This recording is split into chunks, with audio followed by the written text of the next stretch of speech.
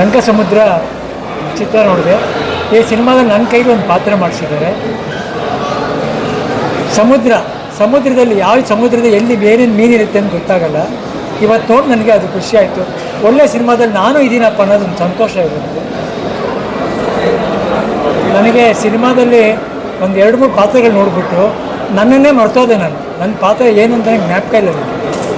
ರಂಗಾಯಣ ರಘು ಅವ್ರದ್ದು ಆ ಸ್ಕಂದನ ಪಾರ್ಟ್ ಮಾಡಿದ್ರು, ಒಂದು ಹುಡುಗ ಸ್ಕಂದ ಅಂತ ಮಾಡಿದ್ದಾರೆ, ಆ ಗೂಬೆ ಅಂತ ಕ್ಯಾರೆಕ್ಟರ್ ಮಾಡಿದ್ದಾರೆ.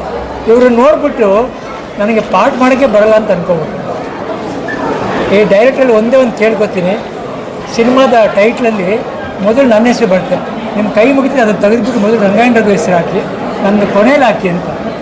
ಸಿನಿಮಾ ಬಂದಾಗ ಪಾತ್ರಗಳು ಗೆದ್ದುಬಿಡುತ್ತೆ. ನಾವ್ಯಾರು ನಿಲ್ಲಲ್ಲ. ಅವರು ಒಬ್ಬರ ಹೆಸರು ಹಾಕ್ಬಿಟ್ಟು ರಂಗಾಯಣ ರಘು ಸ್ಕಂದ ಅಂತ ಹಾಕ್ಬಿಟ್ಟು ಆಮೇಲೆ ನನ್ನ ಕೊನೆಯಲ್ಲಿ ನನ್ನ ಹೆಸರು ಹಾಕಿ.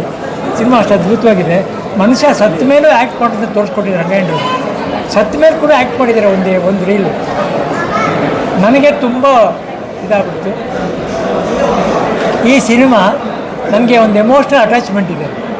ಏನಂದರೆ ನನ್ನ ತಮ್ಮ ಪುನೀತ್ ರಾಜ್ಕುಮಾರ್ ಇದ್ದಾಗ ಈ ಕಥೆನ ಕೇಳಿದ್ದಾರೆ. ಈ ಪಾತ್ರ ಅವ್ರು ಮಾಡಬೇಕಾಗಿತ್ತು. ಈ ಸಿನಿಮಾ ನೋಡಿದ್ದಾರೆ ಅವರು. ನೋಡಿಬಿಟ್ಟು ನಾನು ಮಾಡ್ತೀನಿ ಈ ಪಾತ್ರನ ಅಂತ ಒಪ್ಕೊಂಡಿದ್ರು. ದುರದೃಷ್ಟ ಅವ್ರು ಮಾಡೋಕ್ಕಾಗಿಲ್ಲ. ಅದು ನನ್ನ ಹುಡುಕೊಂಡು ಬಂತು.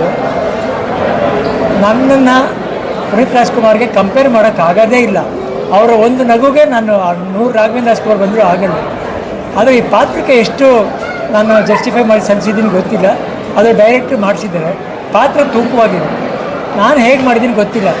ರಂಗಾಯಣ ರಘು ಅವರು ಬೇರೆಲ್ಲ ಮಾಡಿದ್ದು ನೋಡಿ ನನಗೆ ನನ್ನ ಪಾತ್ರ ಮರ್ತೇ ಹೋಯಿತು.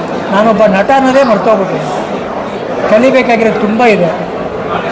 ಸಿನಿಮಾ ನನಗೆ ಯಾತಕ್ಕೆ ಇಷ್ಟ ಆಗಿದ್ದು ಅಂದರೆ, ಶಿಕ್ಷಣ ಅನ್ನೋದು ಅನಿವಾರ್ಯನ ಅವಶ್ಯಕತೆನ ಬಲವಂತನ ಅದನ್ನು ಸೇರಿಸ್ಬೇಕಾ ಇಲ್ಲ ತುರುಕಬೇಕಾ ಅಂತ ಒಂದು ಸಮಸ್ಯೆ ಈ ಸಿನಿಮಾದಲ್ಲಿ ಗೊತ್ತಾಗುತ್ತೆ. ಪ್ರತಿಯೊಂದು ಪಾತ್ರಗಳು ಚೆನ್ನಾಗಿ ರೂಪಿಸಿದ್ದಾರೆ. ಇಂಥ ಡೈರೆಕ್ಟ್ರು 16 ಸಿನಿಮಾ ಮಾಡಿ ನಮ್ಮ ಕನ್ನಡ ಸಿನಿಮಾಗಳನ್ನ ಮೇಲೆತ್ತಬೇಕು ಅಂತ ನನ್ನ ಆಸೆ. ಸಿನಿಮಾ ನಾನು ಇವತ್ತೇ ನೋಡಿದ್ದು ಡಬ್ಬಿಂಗ್ ಆದಮೇಲೆ. ನನಗೆ ಪರ್ಸ್ನಲಾಗಿ ತುಂಬ ಇಷ್ಟ ಆಯಿತು. ನಾನೊಬ್ಬ ರಾಘವೇಂದ್ರ ರಾಜ್ಕುಮಾರ್ ಆಗಲ್ಲ, ಒಬ್ಬ ಕಲಾವಿದನಾಗಿ, ಒಬ್ಬ ನಿರ್ಮಾಪಕನಾಗಿ, ಒಬ್ಬ ವಿತರಕನಾಗಿ ಈ ಸಿನಿಮಾ ನನಗೆ ತುಂಬ ನಾನು ಸಿನಿಮಾ ತೊಗೊಂಡು ಹೋಗ್ತಾಯಿದ್ದೀನಿ ಮನೆಗೆ. ಎಲ್ಲರೂ ನೋಡಿ ಹಾರೈಸಿ. ಅಪ್ಪು ಒಪ್ಕೊಂಡಿದ್ರು ನಾನು ಮಾಡಿದ್ದೀನಿ ಅದಕ್ಕೋಸ್ಕರ ನೋಡಬೇಕು ಅಂತ ಅಲ್ಲ. ಸಿನಿಮಾದಲ್ಲಿ ಬೇರೆ ಏನೋ ಒಳ್ಳೆ ವಿಷಯ ಇದೆ, ಅದಕ್ಕೆ ನನ್ನ ತಮ್ಮ ಒಪ್ಕೊಂಡಿದ್ದೆ ನೋಡಿ ಅಂತ. ನನ್ನ ತಮ್ಮ 16 ಸಿನಿಮಾ ಮಾಡಿದ್ದೇನೆ. ಅವನ ಎಲ್ಲ ಸಿನಿಮಾ ಕತೆ ನಾನು ಕೇಳಿ ನಾನು ಒಪ್ಕೊಂಡ ಮೇಲೆ ಅವ್ನು ಮಾಡ್ತಿದ್ದೆ.